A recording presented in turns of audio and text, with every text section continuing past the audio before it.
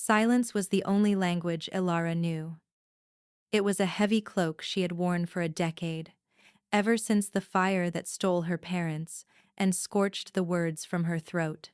In the bustling, brutal kitchens of Lord Vorlag, her muteness was not a tragedy but a defect, a flaw that made her less than human. She was a ghost at the hearth, a shadow scrubbing pots, her existence measured in the clatter of dropped spoons and the harsh rebukes she could not answer. The other servants, a pack of scrawny dogs fighting for scraps of kindness, saw her silence as arrogance. They shoved her, stole her meager rations, and whispered curses she could feel like stones against her back. Her world was a cage of smells and textures. The greasy scent of roasting boar, the sharp sting of lye on her chapped hands, the gritty floor beneath her thin, sleeping palate. These sensations were her vocabulary, the only things that spoke to her in the suffocating quiet. The inciting incident arrived not with a bang, but with the clank of iron-shod hooves on the Bailey stones. A royal tax collector, but he was not here for coin. He came for flesh. An ancient pact, a tribute owed to the Shadow King of the North, Lycan. A king spoken of only in hushed, terrified whispers. A beast, they said. A monster who ruled a kingdom of stone and ice. Lord Vorlag, a man whose cruelty was matched only by his cowardice, paled at the decree. The king demanded 10 servants, 10 souls to be fed to his frozen, haunted castle. Panic rippled through the keep. Mothers hid their daughters. Young men suddenly developed convenient limps. But Lord Vorlag's eyes, small and piggy, found Elara in the corner of the great hall. She was polishing silver, her reflection a warped, silent smudge on the surface of a goblet. A slow, malicious smile spread across his face. He saw a solution. A way to rid himself of the useless, silent girl who haunted his halls like a bad omen. She was a broken thing, of no value to him. Perhaps the Monster King would have a use for her. The transaction was swift and merciless. Her name was called, a harsh bark of sound that made her flinch. 2 guards seized her arms, their gauntlets cold and unforgiving against her skin. She did not struggle. What was the point? She had no voice to scream, no one to scream for. Her entire life had been a series of hands pushing her, pulling her, discarding her. This was just another pair of hands, another destination she did not choose.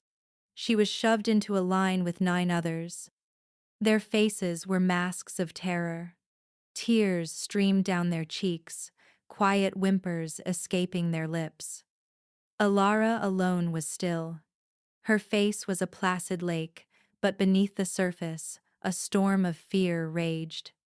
She had learned long ago that showing fear only invited more pain. Lord Vorlag stood before the royal collector, gesturing to the line of human tribute. "A fine selection," he said, his voice slick with false pride. "Strong, healthy." "That one is mute," he added, as if pointing out a chipped piece of pottery. "But she is a hard worker and causes no trouble." The collector, a man with a face like a weathered stone, did not even glance at her. He merely grunted. His duty fulfilled. The pact was honored. The Shadow King would have his tithe. Elara was pushed toward a grim, black carriage. She took one last look at the keep that had been her prison. She felt nothing. No sadness. No regret. She was simply trading one cage for another. As the heavy door slammed shut, plunging them into darkness, the sobs of the others filled the small space. Elara closed her eyes. She did not cry. The tears, like her words, were trapped deep inside, frozen in a silent well of grief. The wheels of the carriage began to turn, a mournful groan that sounded like a funeral dirge.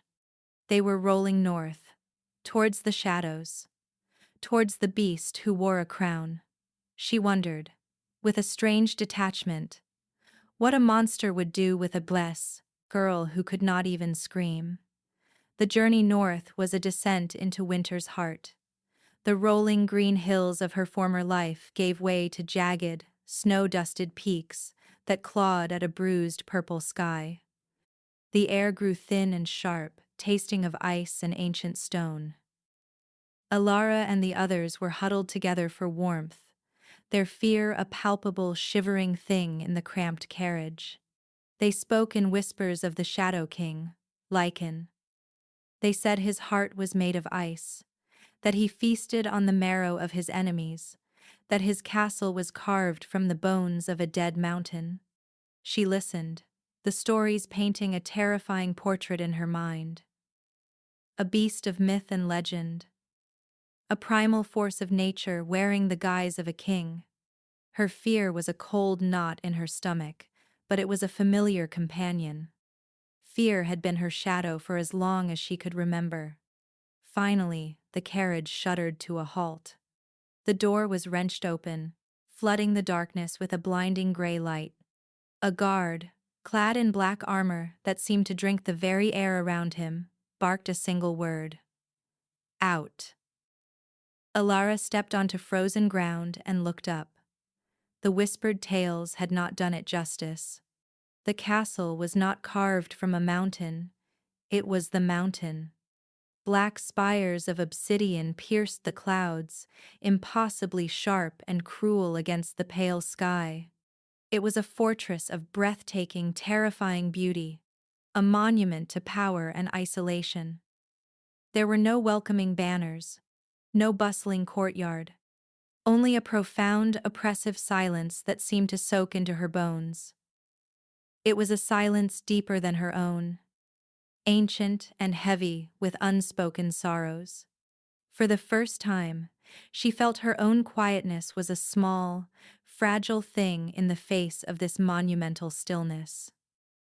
The other servants were led away, their whimpers swallowed by the vastness of the stone halls. Alara was guided down a separate corridor by a stern-faced woman in a severe gray dress. The woman, whose name she later learned was Helga, the head housekeeper, did not speak to her. She simply prodded her along as if she were livestock.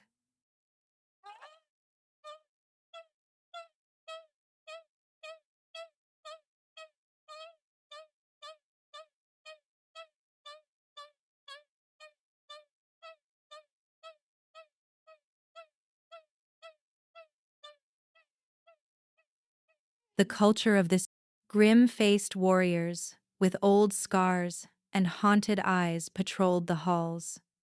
Servants moved with a silent, fearful efficiency, their gazes always fixed on the floor. Laughter was a foreign currency here, and smiles were rarer than the sun. She was taken to a large, cold chamber where a handful of other new arrivals were gathered. A girl with sharp, jealous eyes and a cruel twist to her mouth seemed to be in charge. "I am Seraphina," the girl announced, her voice dripping with self-importance. "You will do as I say.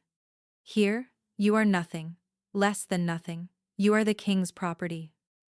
Seraphina's eyes landed on Alara, lingering on her still, quiet form. "What's wrong with you? Cat got your tongue?" she sneered. The other girls giggled nervously. Alara simply stared back, her expression unreadable. Her silence, which had been a shield for so long, now felt like a target painted on her chest. The ritual of debasement began. They were ordered to strip.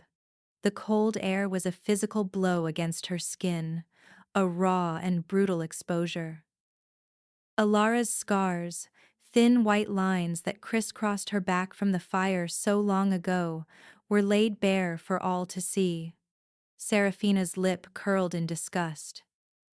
They were scrubbed with coarse brushes and harsh soap until their skin was red and raw. It was an attempt to wash away their former lives, to erase any trace of who they had been. They were then given drab gray uniforms, identical and shapeless. They were no longer individuals. They were cogs in this cold, dark machine. Humiliation was a bitter pill to swallow, but Alara had been fed it her whole life. She endured it with the same silent fortitude she had always used. She let the shame wash over her and through her, leaving her hollowed out and empty, a vessel waiting to be filled with whatever new horrors this place had in store. Later that day, the summons came. "The king will see you now," Helga announced, her voice devoid of emotion. Terror, sharp and electrifying, shot through Alara. This was it. The moment she would face the beast, the monster from the stories. She was led through winding, torch-lit corridors to a pair of massive obsidian doors. The guards pushed them open, revealing the throne room. It was a cavernous space, dominated by shadows and the sheer scale of the architecture. At the far end, upon a throne that looked like it was forged from solidified night, sat the king, King Lycan. He was not a monster, not in the way the stories had described. He was terrifying, yes, but it was a terrifying beauty. He was tall and powerfully built, with hair as black as a raven's wing and eyes the color of a winter storm. A jagged scar ran from his temple down his jaw, a stark white line against his tanned skin. Power radiated from him like heat from a furnace, a primal, untamed energy that filled the entire room. He looked bored as he dismissed the other servants one by one, with a flick of his wrist or a low growl. His gaze was dismissive, as if they were insects beneath his notice. Then, his eyes fell on Alara, and for the first time, he stilled. The boredom vanished, replaced by an unnerving, intense focus. His stormy gray eyes roamed over her, not with lust or contempt, but with a strange, searching quality. It felt as if he were looking past her skin, past her bones, and into the silent, broken places of her soul. She stood frozen, her heart hammering against her ribs like a trapped bird. She could not look away. It was like being stared down by a wolf, an apex predator who held her life in the palm of his hand. He rose from his throne in a single fluid movement and descended the dais. He stopped a few feet from her, his sheer size and presence overwhelming. The air crackled with tension. "You," he said, his voice a low, rumbling baritone that vibrated through the stone floor. It was not a question. It was a claim. He circled her slowly, his gaze never leaving her face. He saw the defiance warring with the fear in her eyes. He saw the unbroken spirit behind the silent facade. He stopped in front of her again. "The others are for the kitchens and the stables," he said, his voice softer now, but no less commanding. "You are for the grove." He turned and walked away without another word, leaving her trembling in the vast, empty throne room. The grove. She had no idea what it was, but she knew one thing with chilling certainty. She had been chosen, singled out by the monster. And she did not know if it was a death sentence or something far, far worse. The grove was a place of ghosts. It was a vast, glass-domed conservatory at the heart of the stone castle, a desperate attempt to cage a piece of the living world. But it was dying. The ancient trees, with bark like wrinkled gray skin, were skeletal and bare. The ground was a carpet of brown, desiccated leaves. The air was thick with the scent of decay and forgotten things. It was a garden of sorrow, a perfect reflection of the kingdom and the king who ruled it. This was to be Ilara's domain. Her unique role, her solitary confinement. Helga had led her here, her expression a mixture of pity and fear. No one enters the grove but the king, she had warned. And now, you. Do not fail him. Alara was given simple tools: a watering can, a small trowel, a pair of shears. She was left alone in the cathedral of dead trees. The silence here was different from the oppressive quiet of the castle. It was a grieving silence, heavy with the memory of life. She walked the withered paths, her fingers trailing over the dry, brittle bark of a once mighty oak. She felt a pang of empathy for this place. It was trapped, suffocating, unable to cry out its pain. Just like her. She didn't know the first thing about gardening, but she knew about neglect.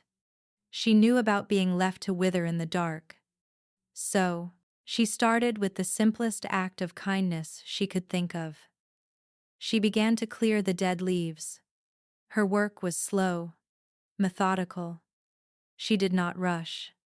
She treated each fallen leaf with a strange reverence, as if it were a memory she was laying to rest. She pulled the choking weeds from the base of the trees, her small hands working gently in the compacted soil. She found a small, clogged spring in the center of the grove, and she spent an entire day clearing the rocks and debris until a trickle of clean, cold water began to flow again. She filled her watering can and began to tend to the thirstiest-looking roots, her movements a silent prayer for life. King Lycan stood in the shadows of a stone archway, hidden from her view. He had watched her for hours. He had expected her to be clumsy, or fearful, or to simply give up. He had not expected this quiet, determined grace. He watched her press her palm against the trunk of a great, dying willow, her eyes closed. He saw her shoulders relax, a strange peace settling over her. He couldn't explain it, but he could almost feel it from across the grove. A faint warmth, a whisper of hope in the desolate air. His curse was tied to this grove. As it withered, so did his spirit. As it died, the darkness inside him grew stronger, colder. For centuries, his ancestors had tended it, but under his reign, it had begun to fail. No gardener, no mystic, no scholar had been able to halt the decay. He had brought her here on a whim, a desperate, illogical impulse, driven by the defiant spark he'd seen in her eyes. He had expected nothing. Days turned into a week. Ilara's routine became the rhythm of her life. She would rise before dawn, break her fast with a piece of stale bread, and then retreat to the sanctuary of the grove until dusk. She spoke to the plants in her own silent way, encouraging them, tending to their wounds. And then, a miracle. A tiny, green shoot pushed its way through the cracked earth near the newly cleared spring. It was a fragile, tender thing, almost impossibly vibrant against the sea of brown and gray. Alara saw it and fell to her knees, her heart swelling with a fierce protective joy. She cupped her hands around it, as if to shield it from the sorrow of the world. A single tear, the first she had shed in years, escaped her eye and fell onto the soil beside the new life. From his hiding place, Lycan saw it too. He felt a jolt, a flicker of warmth in the icy prison of his chest. It was a sensation so foreign he almost didn't recognize it. Hope. Her perceived defect, her silence was her strength here. She did not try to command the grove, or analyze it, or force it to bend to her will. She simply listened to its silent suffering. She communed with it. She was healing it with her quiet, unwavering compassion. That night, he broke his own rule. He stepped out of the shadows. Alara was sitting by the spring, watching over the small green shoot as if it were a sleeping child. She heard the crunch of his boots on the gravel path, and her head snapped up, her body tensing with fear. It was him, the king. Bathed in moonlight, he looked less like a man and more like a god of the night, all sharp angles and imposing shadows. She scrambled to her feet, ready to bow, to flee. But he held up a hand, a gesture that was not threatening, but calming. He did not speak. He walked to the spring and knelt, his gaze fixed on the tiny green sprout. He looked at it for a long time, his stern face unreadable. Then, he looked at her.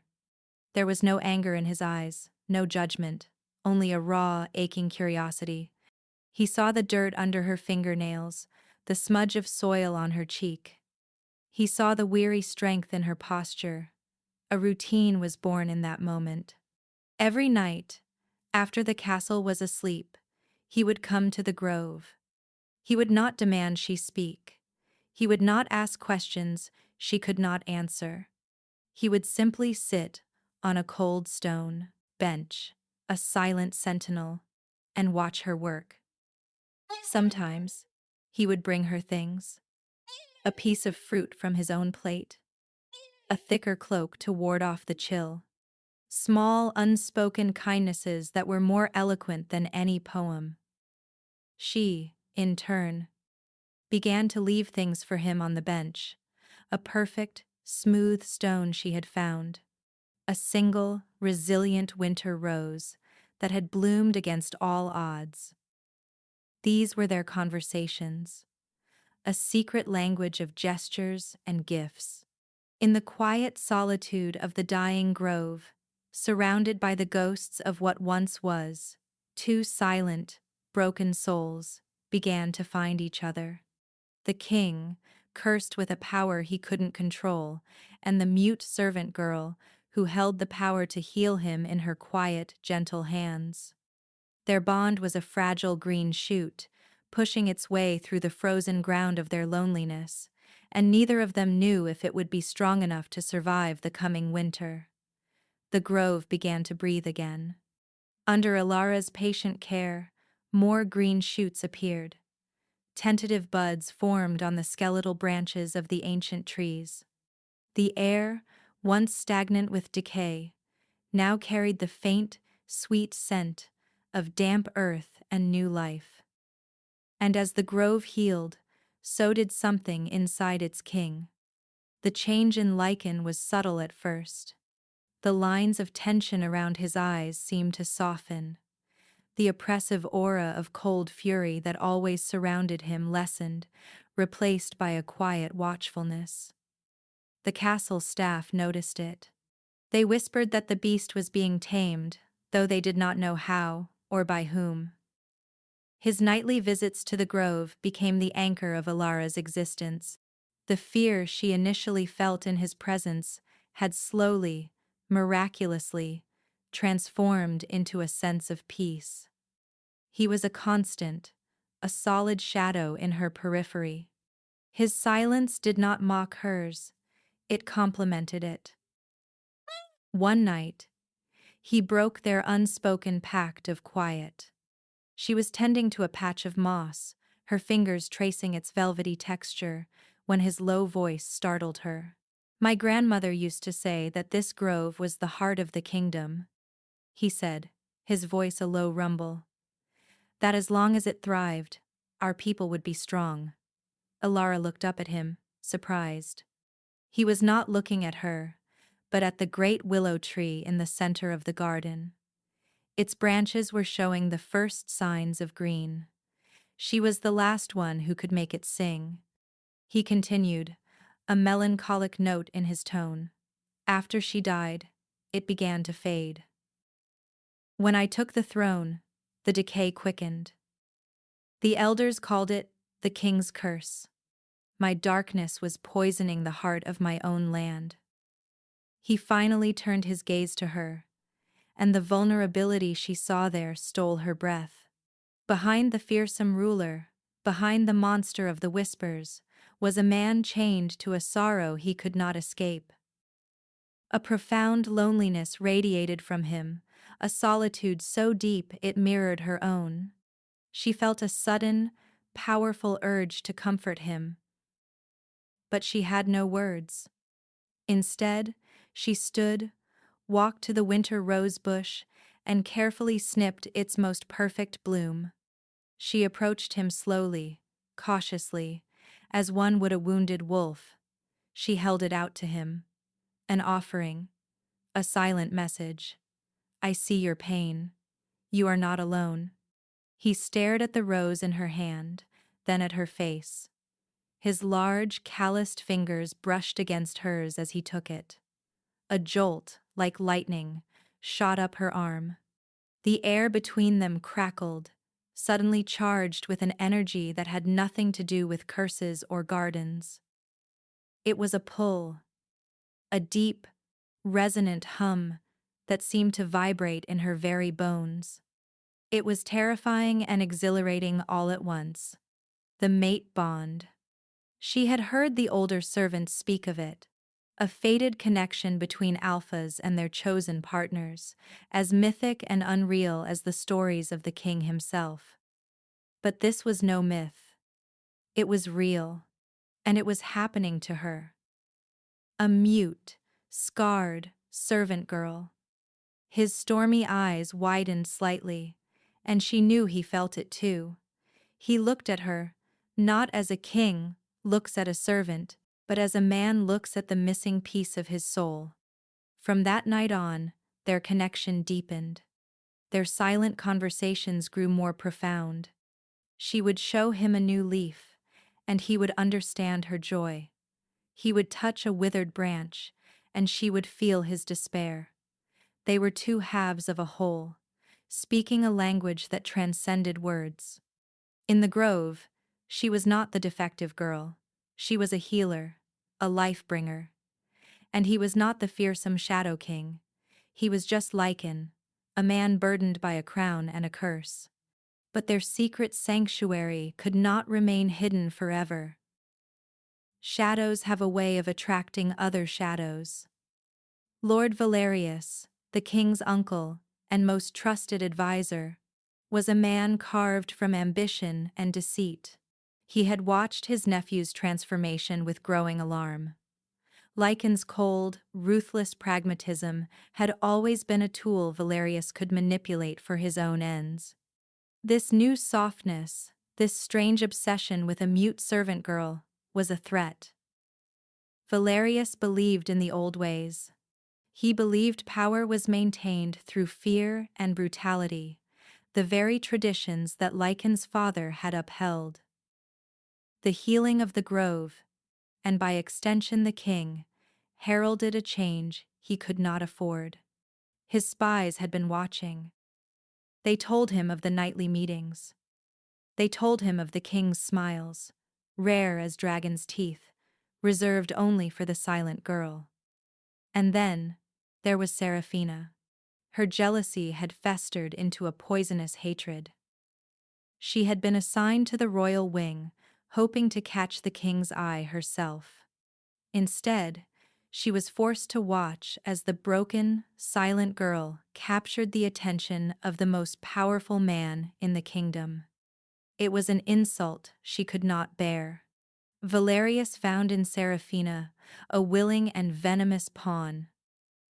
He cornered her in a dimly lit corridor, his voice a conspiratorial whisper. "The king is enchanted," he hissed, his eyes glittering like chips of ice. "This creature, this nothing, has bewitched him. Danger to the stability of this kingdom." Seraphina's heart pounded with a vicious thrill. "What would you have me do, my lord?" Valerius smiled, a thin, cruel slash in his severe face. "The grove is the source of her power over him. If the grove were to suffer a relapse, if it were to seem as though she, in her ignorance, had poisoned it, the king's enchantment would be broken. He would see her for what she truly is." He pressed a small leather pouch into her hand. It was heavy, filled with a dark, gnarled root, nightshade root, he whispered. Crush it to a powder and sprinkle it in the central spring. It is slow acting. By the time the grove begins to blacken, you will be long gone from the scene of the crime. Seraphina's fingers closed around the pouch. This was her chance. A chance to destroy her rival and earn the favor of a powerful lord. A chance to restore the proper order of things, where silent, useless girls knew their place. That night, as Alara slept, exhausted from her day's work, a different shadow crept into the moonlit grove. Seraphina moved quickly, her heart a frantic drum of malice and fear. She found the spring, the source of all the new life, and emptied the contents of the pouch into the clear water. The dark powder dissolved, leaving no trace. It was a silent, insidious poison, a betrayal that would shatter the fragile peace that had been so carefully nurtured in the heart of the dying garden. The trap was set, and Alara, who had finally found a place where her silence was understood, was about to be silenced forever. The decay began at the heart of the grove and spread outwards like a black frost. The vibrant green shoot by the spring, Alara's first small victory, was the first to succumb. It shriveled, turning a sickly, venomous black overnight. When Alara entered the grove at dawn, a scream built in her throat, silent and agonizing. The new leaves on the willow tree were curled and brittle. The moss that had been so soft and green was now a dry, gray patch of dust. The sweet smell of life had been replaced by the foul stench of corruption. Panic seized her. She ran to the spring, her heart hammering with a dreadful premonition. The water looked clear, but she could feel it. A wrongness, a sickness that pulsed from the very stones. She plunged her hands in, as if she could physically pull the poison out, but it was useless. The damage was done. She worked frantically all day, trying to undo what had happened. She pruned the blackened leaves, her shears clicking a desperate rhythm. She tried to flush the spring with clean water from a rain barrel, but the blight was too deep, too pervasive. The grove was dying, faster and more violently than before, and with it, the king's light was extinguished. Lycan felt the grove's agony as a physical blow. A brutal, icy fist clenched around his heart, and the cold darkness he had fought so hard to keep at bay came rushing back, a tidal wave of despair and rage. The curse was reasserting its dominion, stronger than ever. He stormed into the grove, his face a thunderous mask of fury. He saw the blackening leaves, the dying plants, and he saw her, on her knees by the spring, her hands covered in mud and her face streaked with tears. His heart, already constricted with the curse's return, fractured. He had allowed himself to hope. He had allowed himself to believe in this silent, gentle girl. He had thought she was the cure. But here was the proof. She was the poison. What have you done? He roared, his voice echoing through the dying trees. It was the voice of the Shadow King, the beast of the stories, and it made Alara flinch as if struck. She looked up at him, her eyes wide with terror and confusion. She shook her head desperately, trying to convey her innocence, but her silence was a wall between them. How could she explain? How could she defend herself? Before she could even try, Lord Valerius appeared at the king's side, his face a carefully constructed mask of concern. "Your Majesty," he said, his voice grave, "we found this in the girls' sleeping quarters." He held out a small, empty leather pouch. Alara recognized it instantly. She had seen Seraphina carrying one just like it. Valerius opened his other hand. In his palm lay a small, gnarled piece of nightshade root that had accidentally been left behind. The castle apothecary identified the poison in the spring, Valerius continued, his voice laced with sorrowful accusation. It is nightshade, a root known only to the hedge witches of the southern provinces. Where would a simple servant girl learn of such things? Unless she is not what she seems. The pieces clicked into place in Lycan's mind, a perfect, damning picture painted by his uncle's careful words. The girl was from the south. She had bewitched him. She was an assassin, sent to strike at his one vulnerability, the grove. Her gentleness had been a lie. Her kindness, a weapon. The betrayal was a white-hot agony, more painful than the curse itself. The pull of the mate bond, which had been a warm, vibrant song between them, was now a screeching, dissonant chord of pain and rejection. No, he snarled, the word ripped from his throat. He was not speaking to her. He was speaking to the bond, to the fates who had been so cruel as to give him a glimpse of salvation only to snatch it away. Alara could only stare, her world collapsing around her. She looked from the king's tormented face to Valerius's triumphant smirk, and she understood. She had been framed. She tried to stand, to reach for him, to somehow make him see the truth in her eyes. But he recoiled from her as if she were a serpent. By the laws of this kingdom, Valerius intoned, the penalty for high treason and the use of dark magic is death. Lycan's jaw clenched. Death. The thought of it, the thought of her life being extinguished, was unbearable. Even now, betrayed and enraged, he could not bring himself to give that order. No, he said again, his voice cracking like ice. Death is too merciful. He looked at her, his stormy eyes now glacial and empty. All the warmth, all the vulnerability she had seen in him, was gone. He had locked it away, buried it under layers of pain and kingly duty. She will be banished, he decreed, his voice echoing with the cold finality of a slamming tomb door. Cast out into the Deadlands. Let the wasteland claim the life she tried to steal from this kingdom. The Deadlands. A barren, lifeless expanse to the east from which no one ever returned. It was a death sentence, just a slower, more cruel one. 2 guards seized her arms. This time, she struggled.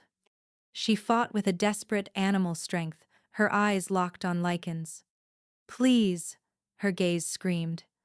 Don't do this. Look at me. See me. But he turned his back on her. He could not bear to look at her, because if he did, he knew his resolve would shatter. He had to be the king. He had to enforce his own harsh laws.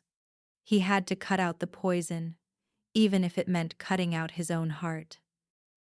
As the guards dragged her from the grove, she saw Serafina watching from the corridor, a flicker of malicious triumph in her eyes. The final piece of the puzzle slotted into place. Alara was cast out of the castle gates with nothing but the thin clothes on her back. The heavy gates boomed shut behind her, a sound of absolute finality. She was alone, rejected, and banished, facing a frozen wasteland. The man she had, against all logic, begun to love, believed she was a monster. And in the castle, the king's vulnerability was complete. With his heart broken and his only hope for a cure gone, Lycan was weakened, isolated. Lord Valerius's true plan was now in motion. The poison in the grove was just the first step. The real target had always been the throne. The Deadlands were a monochrome nightmare. Gray sky bled into gray, cracked earth. The wind was a razor, slicing through Alara's thin tunic. Its mournful howl the only sound for miles. This was a place where life came to die. For days, she walked. Survival was a primal instinct, a stubborn flicker of life that refused to be extinguished. She found scrawny, bitter roots to chew on and drank from brackish pools of melted snow. At night, she huddled in the shallow caves of rock formations, shivering. The cold, a living entity that sought to leach the warmth from her bones. But as her body weakened, something within her began to awaken. The silence of the Deadlands was different. It was not empty. It was listening. The land itself seemed to be whispering to her, its ancient sorrows seeping into her consciousness. One evening, huddled by a pathetic fire made of dried scrub, she was startled by a sound. The crunch of boots on gravel. Her heart leaped into her throat. A beast? A scavenger? A figure emerged from the gloom, tall and broad-shouldered, clad in the black armor of the Shadow King's royal guard. It was Commander Kale, Lycan's most loyal second-in-command. A man known for his unwavering integrity and fierce devotion to the throne. She scrambled back, expecting a blade. Instead, he stopped a respectful distance away and removed his helmet. His face was grim, his eyes filled with a troubled light. "I did not believe it," he said, his voice a low rumble. "I have served the king my entire life. I know Lord Valerius. I have seen the way his ambition poisons everything he touches." He had followed her, acting on a gut feeling, a soldier's intuition that the official story was a lie.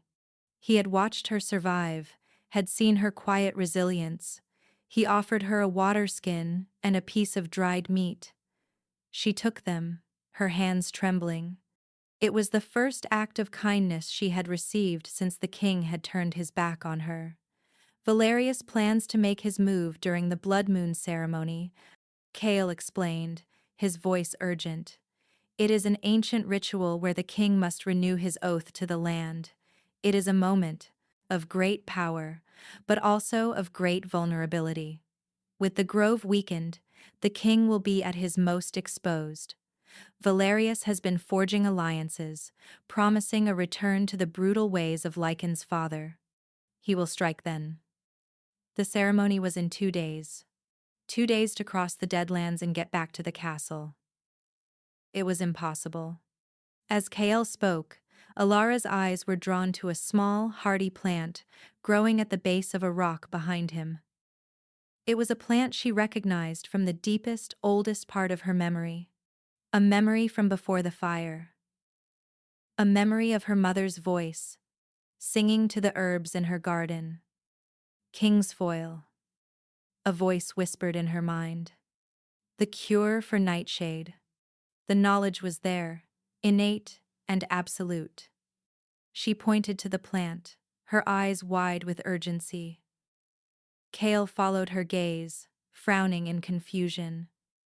She tugged on his arm, her desperation palpable. She pointed to the plant, then made a crushing motion with her hands, then pointed back in the direction of the castle. Understanding dawned on his face. "This is the antidote?"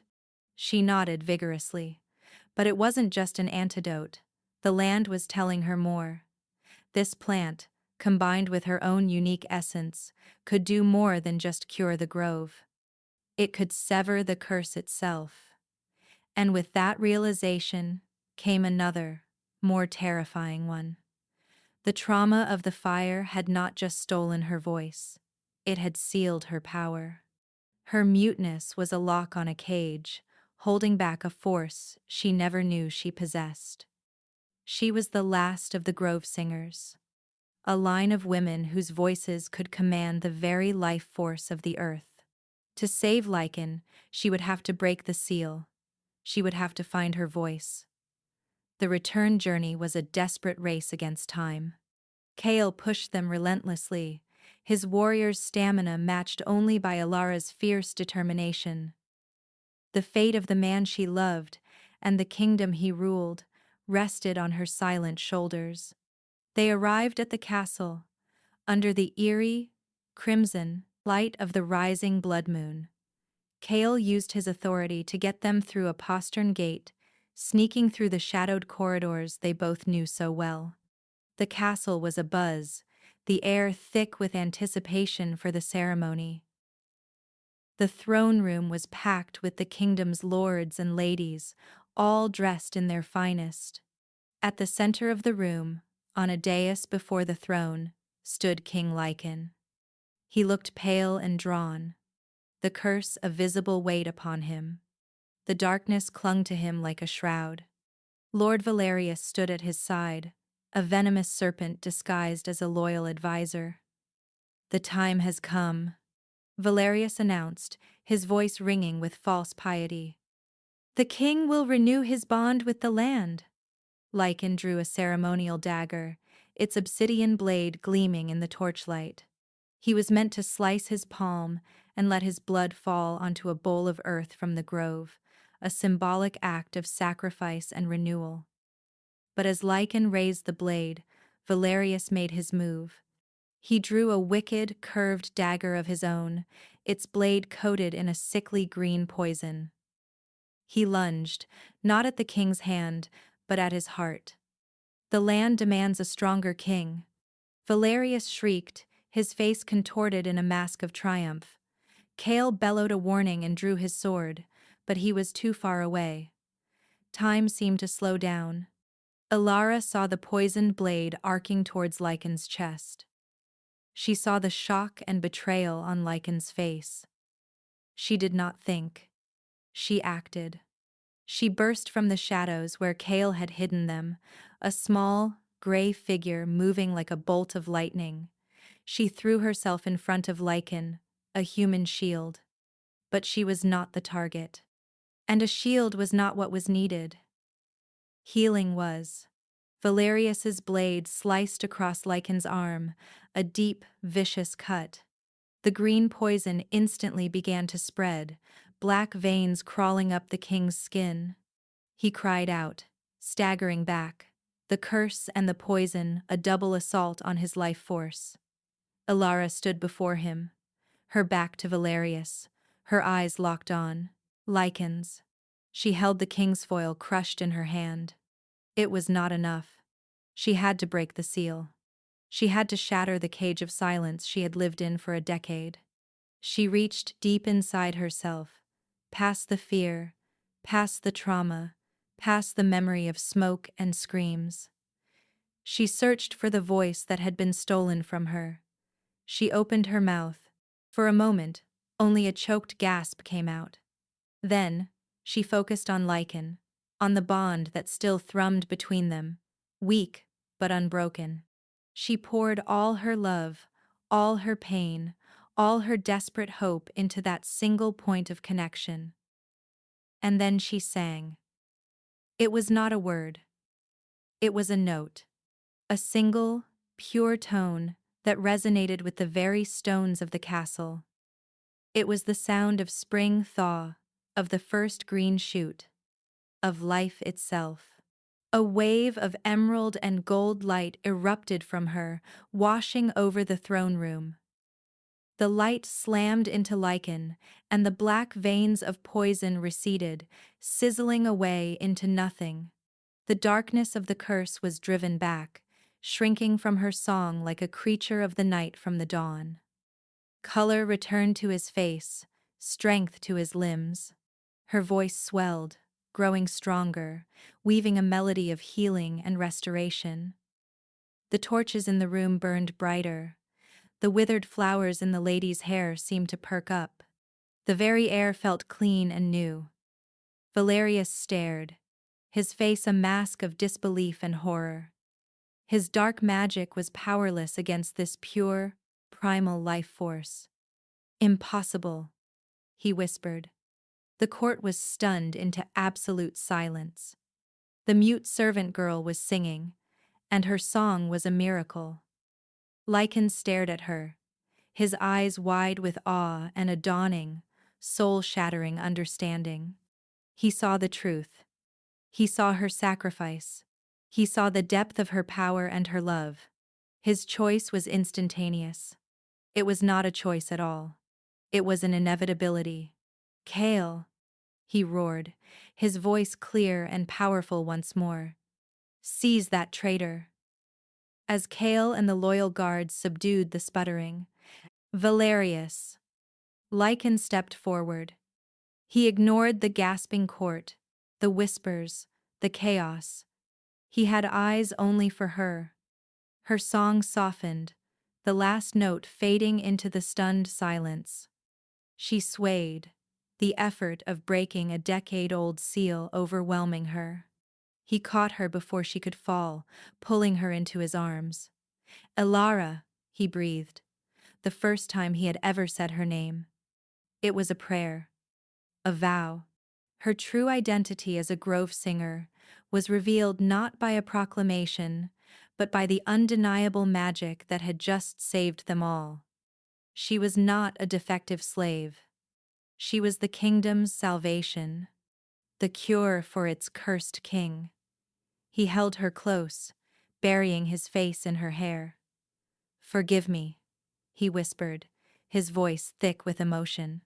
In front of his entire court, the fearsome Shadow King made his choice. He chose the broken girl who had made him whole. He chose love over law, and hope over despair.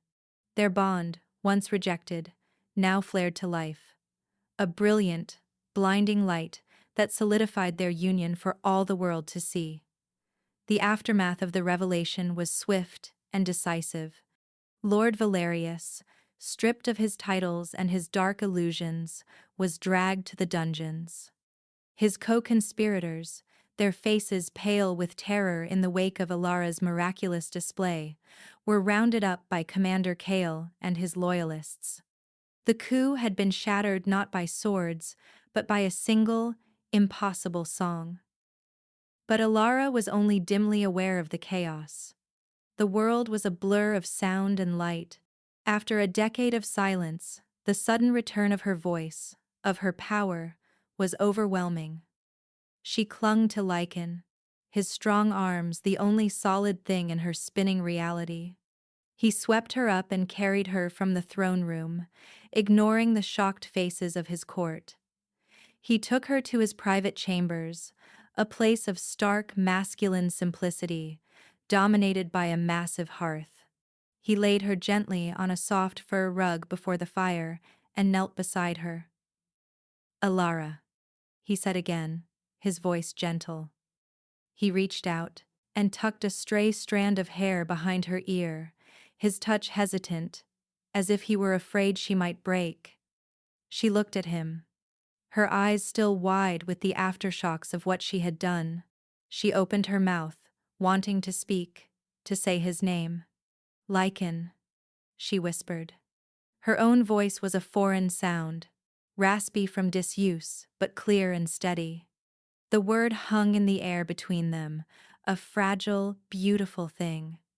A look of profound relief and joy washed over his face. He took her hand, his thumb stroking the back of it. "I was a fool," he said, his voice raw with regret. "Blinded by pride and pain. Can you ever forgive me?" She didn't need words for this. She simply squeezed his hand and gave him a small, watery smile. Forgiveness was already there, a deep and abiding truth that had guided her back to him through the Deadlands. They stayed like that for a long time, the firelight dancing on their faces, the silence between them no longer a barrier but a comfortable, shared space. He told her everything about the weight of the crown, the isolation of his curse, the terror he'd felt when he thought she had betrayed him. And she, in her newfound voice, told him of her life.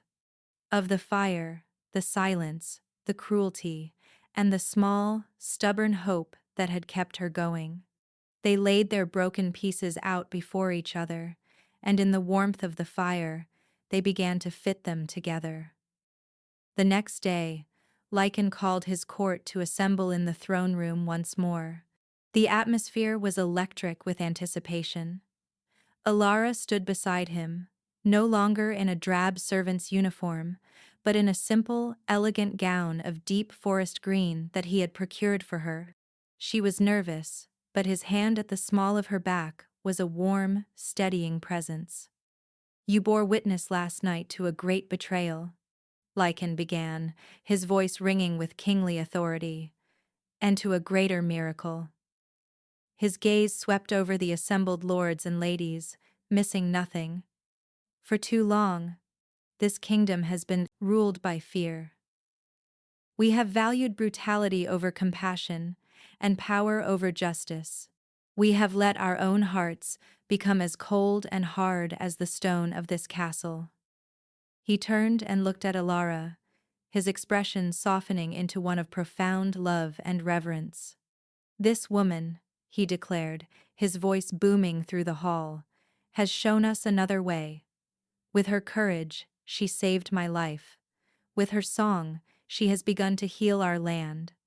She is the last of the Grove Singers, a gift from the old magic we had all but forgotten. A murmur went through the crowd.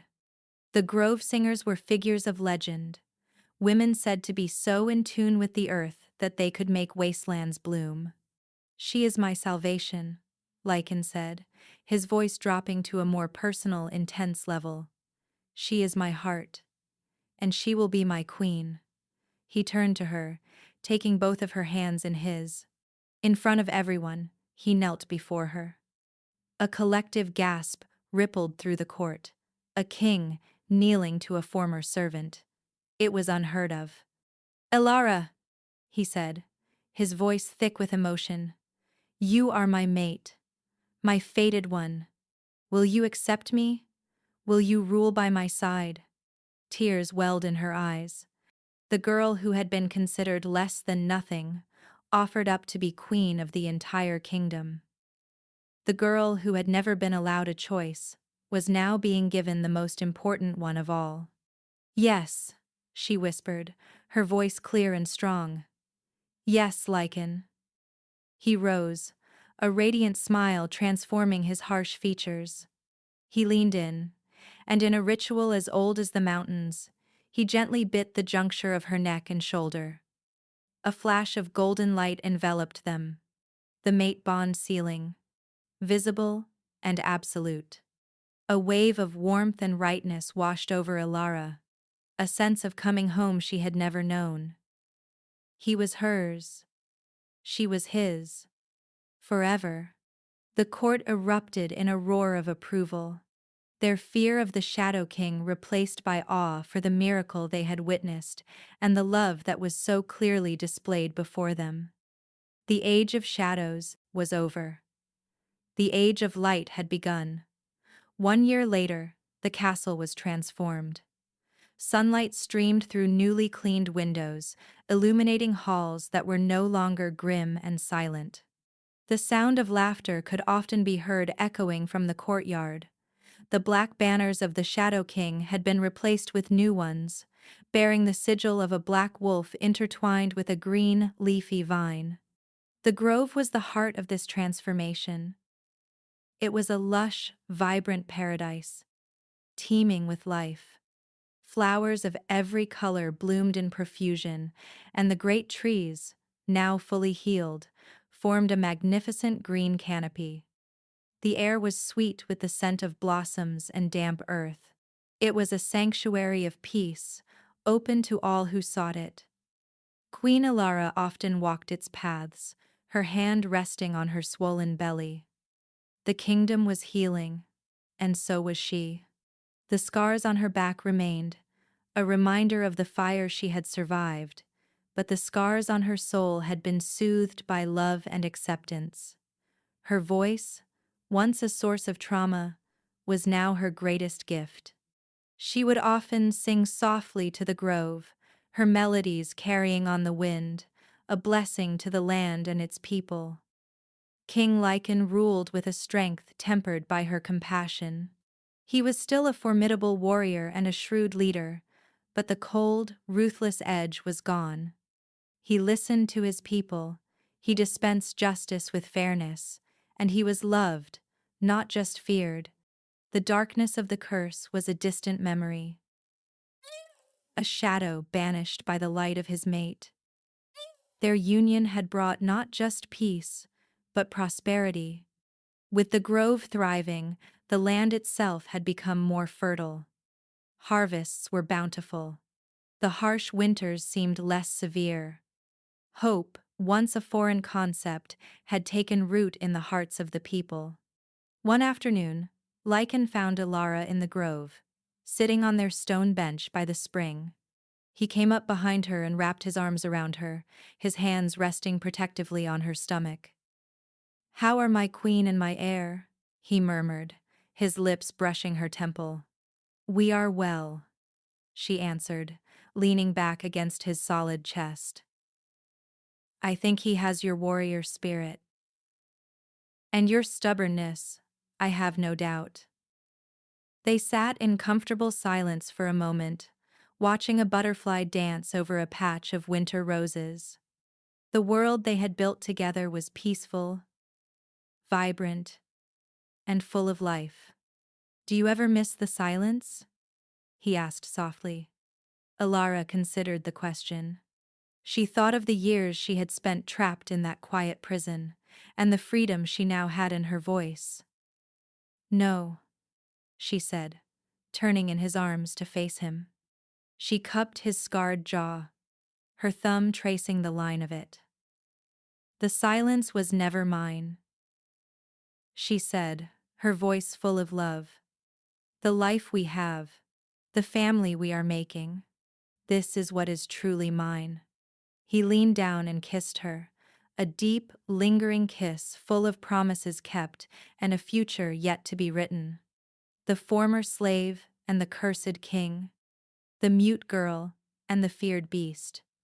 They had found in each other not a cure for their brokenness, but the missing pieces that made them whole. Their love story, born in the shadows of a dying garden, had become the enduring legend of their land. A testament to the truth that even in the coldest, darkest of places, hope could still take root and bloom. And as the sun set, casting long, golden rays through the leaves of the thriving grove, the king and his queen held each other, their hearts beating as one, ready for the new life that was about to begin.